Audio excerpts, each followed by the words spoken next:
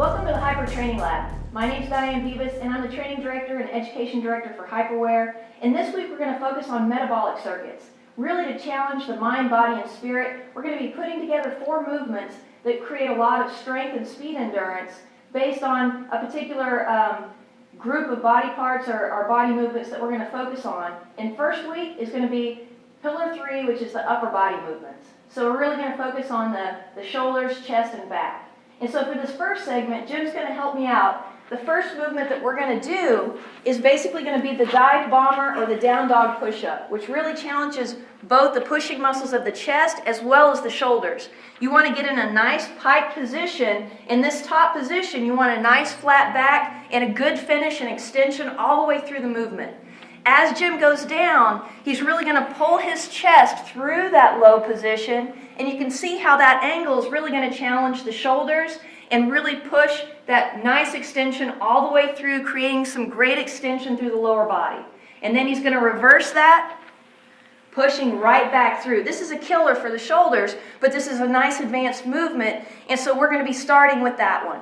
Then what Jim is going to do, he's going to go right over here, and he's going to go to what we call the upper body step-ups, which is simply starting at the top. We get a great range of motion. As he steps down, you can see with the level change, and as he steps back up, he's getting great range of motion in that shoulder. He really has to work to stabilize, get single arm involvement as he transitions back and forth, and he keeps that nice straight line of a push-up position in the back.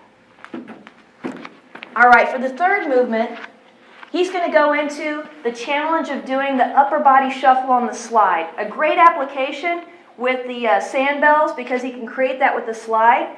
He's just going to shuffle back and forth, making that vertical pattern. But that friction and that slide movement is really going to challenge the stabilizers as well as the strength of the upper body.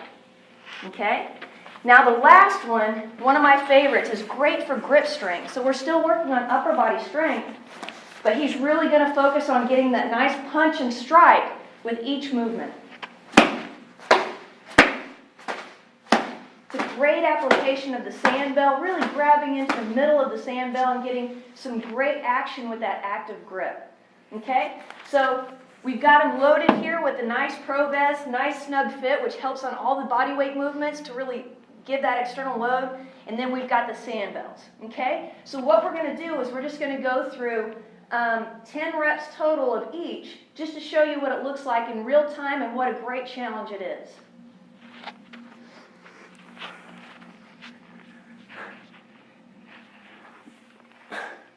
Good, and I'm going to have Jim go through those. He's going to go through 10. You can see this right here, it starts right off the bat with a great challenge. Good, he's getting great form, getting full extension through each one. Good. Nice low position. You can see how he dips down towards the floor, almost like he's leading with his forehead as he goes down and then pulls that chest right through.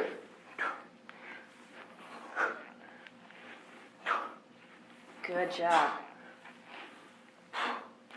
Awesome. Takes about 10 to 15 seconds in transition just to get a little bit of blood back into the arms and everything. Shakes it out a little bit. Then he's going to go right into that upper body step up. Good. Going 5, leading with the right. And then he's going to switch and then lead with the left. That's a great way to do it. Have the client or athlete lead with one hand and then create that emphasis on the opposite side by leading with the opposite side as well. So you're going to split those reps right in half. All right, so now with the fatigue, incomplete recovery, which is really challenging the metabolic system, and definitely the local muscular system of whatever we're emphasizing. So now going into the shuffle. So every rep is how many times they cross in the middle.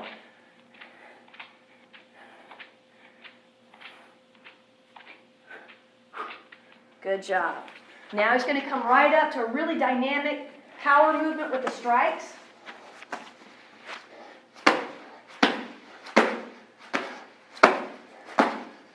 Good. A lot of effort. You can see the extension and the shoulder change.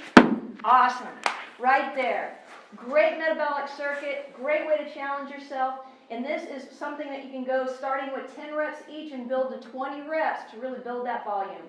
Thanks, and we'll see you next week.